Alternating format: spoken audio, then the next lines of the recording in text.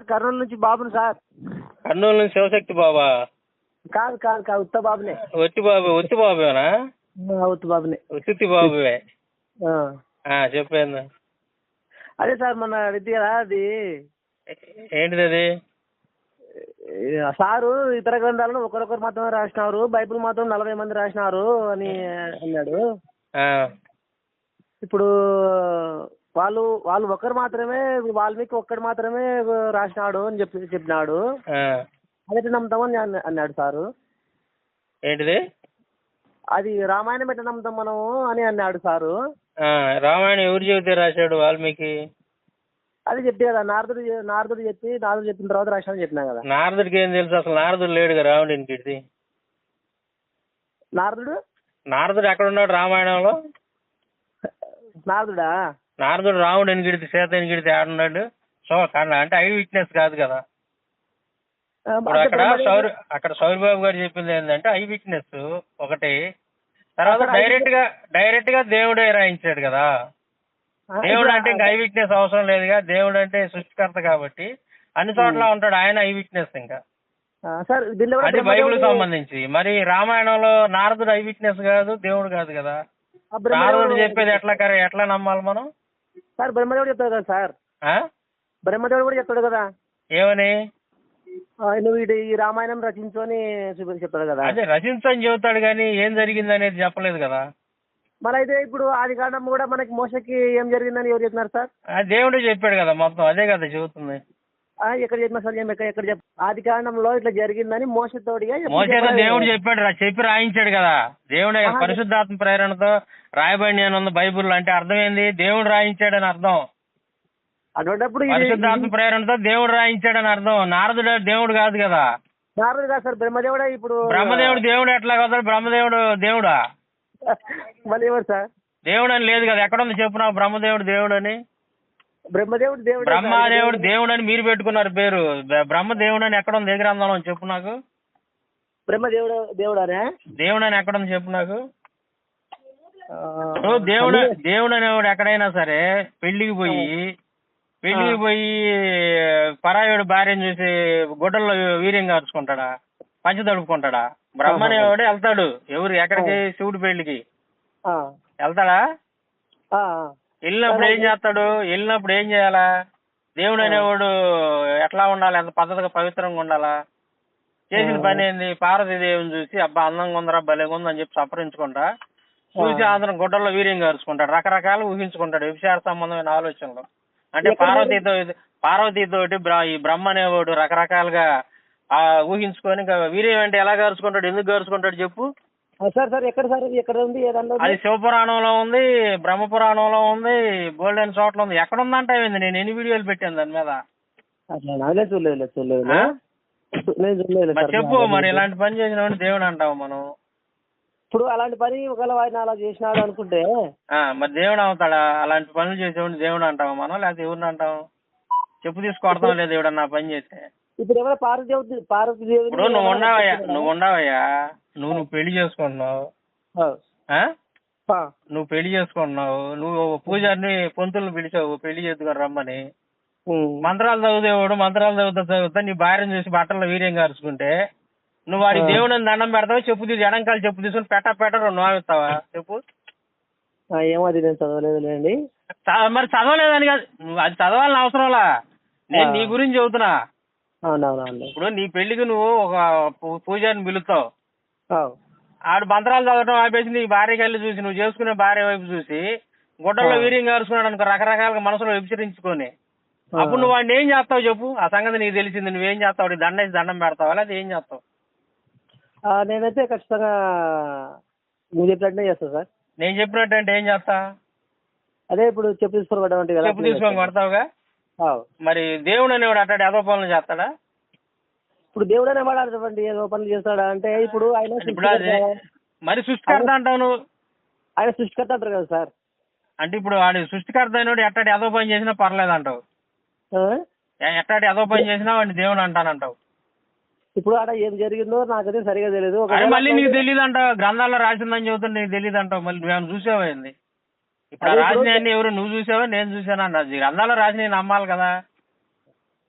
మన నేను కూడా బైబిల్ నుంచి చాలా చూపిస్తాను. బైబిల్లో నువ్వేం చూపించాలి? బైబిల్లో నువ్వు యేసుక్రీస్తు గురించి యెహోవా దేవుని గురించి ఎట్లాంటి ఏదో పనులు నువ్వేం చూపించలేవులే, కానీ నువ్వు తలకిందులు తపాసు చేసిన అలాంటి పనులు ఎక్కడ చేయలేదు. పవిత్రుడు దేవుడు పవిత్రుడు. ఎట్లాంటి వ్యభిచారం ఆడవాళ్ళని చూసి గుడ్డల్లో వీర్యం గారుచుకోవటం, వ్యభిచారం చేయండి అని చెప్పడం ఎట్లాంటి ఏం చేయలేదు దేవుడు ఎక్కడ కూడా బైబిల్లో.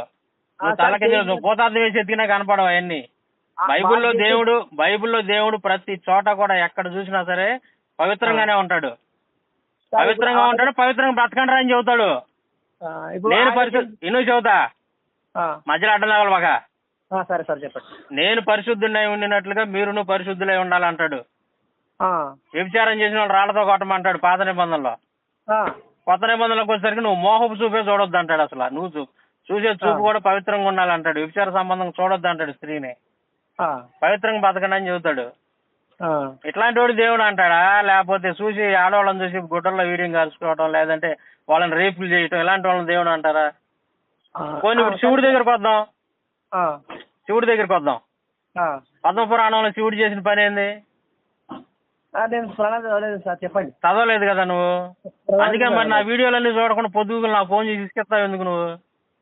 ఇప్పుడు ఆడవాళ్ళలో ఇప్పుడు ఉంటారు కదా, మనుషుల్లోను, కిన్నెరలలోను, తర్వాత గంధర్వుల్లోను ఇలాంటి జాతులు కొన్ని ఉన్నాయి కదా మీ గ్రంథాల్లో. ఇప్పుడు సార్ నేను వినాల మధ్యలో అడ్డం తగలకూడదు నువ్వు. సార్ చెప్పండి. కర్నూలు శివశక్తి బాబు వినాలి నువ్వు. మధ్యలో అడ్డం తగిలేమంటే నీకు బాగుండదు, కథ వేరుగా ఉంటది. సార్ సార్ మీరు ఆ మాట అదే మరి వినో మరి చెప్పండి. ఇప్పుడు ఏం చేస్తాడు? అందమైన అమ్మాయిలందరినీ తీసుకొని పోయి సెలెక్ట్ చేసుకొని వాళ్ళకి చేతబడి చేసి ఆకాశంలో తీసుకొని పోయి వాళ్ళతోటి వ్యభిచారం చేస్తుంటాడు. ఎవరు? శివుడు. ఈ సంగతి ఎవరు తెలిసిద్ది? శివుడు భార్య అయినటువంటి పార్వతీదేవి తెలిసింది. ఆవిడ దివ్య దృష్టితో చూసిద్ది. ఏంది నా మొగుడు చాంచపోయింది, పక్కన లేడు, ఆడకపోయాడు అని చెప్పి ఆలోచించింది. ఆడ మంచి రసపట్టులో ఉంటాడు మనోడు. అప్పుడు ఏం చేసిద్ది? పోయి కోపం మీద పోయిద్ది. పోగలను ఇంకా శివుడు మనోడు మామూలుగా ఉండదు అనమాట. వ్యవహారం వ్యభిచారం చేస్తున్నాడు వాళ్ళతోటి. భార్యను చూసి సడన్ గా చూసి తలకాయ ఉంచుకొని సిగ్గుతోటి తలకాయ ఉంచుకున్నాడు రాసి ఉంటది. అబ్బాయి గడగడ వణుకుతుంటాడు, ఏడ కొట్టిద్ది వచ్చని. అప్పుడు వచ్చి ఏం చేసిద్ది పార్వతీదేవి ఆ ఉన్నటువంటి ఆడవాళ్ళందరిని కూడా కొట్టి ఒక తన్నుదనంగా వాళ్ళంతా భూమి మీద వికలాంగులుగా వచ్చి పడ్డారు అని చెప్పి రాసి ఉంటది. అవయవాలన్నీ చెదిరిపోయి పడినట్టుగా రాసి ఉంటది. అంటే ఇప్పుడు తన్నాల్సింది ఎవరిని లెక్క ప్రకారం వాళ్ళకి ఏం తెలియదు పాపం ఆడవాళ్ళకి. వాళ్ళకి చేతబడి చేసి మా వశీకరణం చేసి మాయ మంత్రాలు చేసి ఎత్తుకొని పోయాడు శివుడు. ఎవరుంది అన్నాలా? తప్పు ఎవరిది? శివుని తప్పు. ఇప్పుడు కూల్ డ్రింక్ లో మొత్తం మంది కలిపి ఆడవాళ్ళని కొంతమంది పాడు చేస్తుంటారు దుర్మార్గులు, కరుణాకర్ గారు లాంటి వాళ్ళు. ఇప్పుడు తన్నాల్సింది ఎవరిని? కూల్ డ్రింక్ లో మొత్తం మంది కలిపిన వాళ్ళని తన్నాలనా, లేదంటే ఆ కూల్ డ్రింక్ తాగి పాపం అన్యాయానికి గురైన వాళ్ళని తన్నాలనా? కూల్ డ్రింక్ మత్తు మందు కలిపిన అన్నాలి కదా. మరి అది వదిలేసి పార్వతీదేవి ఏం చేసింది? పార్వతీదేవి దగ్గర న్యాయం ఏమన్నా ఉందా? మొగుడిని కదా తన్నాల్సింది. సరే సరే నేను న్యాయాలు చూపిస్తాను. వినాలి. నీకు ఏమని చెప్పాను నేను ఫస్ట్ లో? మొత్తం పూర్తి అయ్యేదాకా మధ్యలో మాట్లాడొద్దని చెప్పా. సరే సరే తన్నాల్సింది ఎవరిని? శివుడిని తన్నాలి, మొగుడిని తన్నాలి. వదిలిపెట్టి ఎవరిని దండింది? పాపం అన్యాయానికి గురైన వాళ్ళని దండింది. అంటే మీ దేవుళ్ళకి కూడా న్యాయం అనేది లేదా అర్థమైపోతుంది ఇక్కడ. అంటే నేను అనేది ఏంటంటే ఈ రకంగా మర్డర్లు మానభంగాలు చేసే వాళ్ళని, రేపులు చేసే వాళ్ళని, తర్వాత అన్యాయంగా అక్రమాలు చేసే వాళ్ళని, దుర్మార్గులందరినీ మనం దేవుళ్ళుగా కొలవాల్సినటువంటి అవసరం ఏందంట. దేవుడికి మనిషికి తేడా ఉండాలిగా. మనిషి అనేటువంటి వాడే బెటర్ గా ఉంది మీ దేవుళ్ళ క్యారెక్టర్లతో పోల్చుకుంటే. మన మనుషులు చేసే తప్పులే కొంచెం బెటర్ గా ఉన్నాయి మీ వాళ్ళతో పోల్చుకుంటే. వీళ్ళకంటే భయంకరమైనటువంటి పాపాలు, దుర్మార్గాలు, దాష్టికాలు చేసినటువంటి చరిత్ర మీది, మీ దేవుళ్ళది. మరి మీరేమో వాళ్ళని దేవుళ్ళుగా పిలవాలా, వాళ్ళని దేవుళ్ళుగా కొలవకపోతేనేమో అంత దేశద్రోహులు మీరని మా మీద పొద్దున్న లేచి కానీ దుమ్మెత్తిపోతుంటారు. ఏమన్నా న్యాయం ఉందా చెప్పు? పద్ధతి ఏమన్నా ఉందా? కాబట్టి మీరేం చేస్తారంటే ఆలోచించండి ఒకసారి, వాస్తవాలను ఆలోచించండి, గ్రంథాలు చదవండి, ఆలీలు చెప్పిన మాటలు వినబాకండి. ఎవరు చెప్పేది కరెక్ట్, ఎవరు చెప్పేది గ్రంథాల్లో ఉన్నాయో పరిశీలన చేయండి, చదవండి, నిజం తెలుసుకోండి, సత్యాన్ని వెంబడించండి. సత్యం మిమ్మల్ని స్వతంత్రులుగా చేసింది. సరే బైబిల్ గురించి మన సాయంత్రం ఫోన్ చేయండి. నేను బయటకు వచ్చి ఉన్నాను, బాగా బిజీగా ఉండా. సాయంత్రం మాట్లాడదాం. మీరు బైబిల్ గురించి ఏది అడిగినా నేను మాట్లాడతాను, మీకు చెబుతా సమాధానం. నాకు ఈ పురాణాలు తెలియదు కానీ బైబిల్ గురించి మాత్రం బాగా తెలుసు. నేను బైబిల్లో కూడా దేవుడు మీరు ఏది అడిగినా నేను బైబిల్ నుంచి అవడానికి సిద్ధంగా ఉన్నాను. ఎందుకంటే బైబిల్లో చెప్పిన దేవుడు ఎక్కడ కూడా ఇట్లాంటి ఏదో పనులు చేయాలి, ఎక్కడ కూడా చేస్తే మేము దేవుడిగా యాక్సెప్ట్ చేయం కదా. ఆయన దండి చేయించిన మీకు మీరు ఇవన్నీ చెప్పొద్దు మా కథలో. ఏదైనా ఉంటే నాకు చెప్పిన సమాధానం చెబుతా బైబిల్ నుంచి కూడా. సాయంత్రం ఫోన్ చేయి. సరే సరే ఓకే ఓకే సరే ఓకే, ఉంటాను. శివశక్తి బాబు.